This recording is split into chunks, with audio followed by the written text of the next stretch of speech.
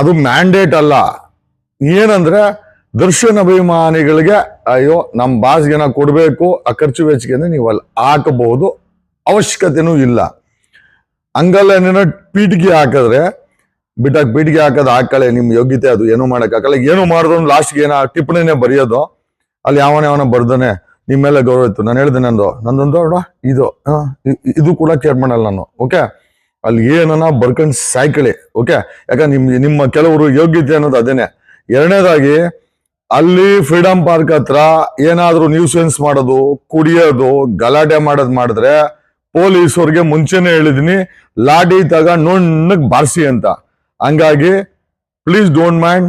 ಅಲ್ಲಿ ಬಂದ್ರೆ ನ್ಯೂಸೆನ್ಸ್ ಮಾಡಂಗಿಲ್ಲ, ಯಾರನ್ನೂ ರೇಗ್ಸಂಗಿಲ್ಲ, ಹೆಣ್ಮಕ್ಳನ್ನ ಗೌರವದಿಂದ ನೋಡ್ಕೊಬೇಕು.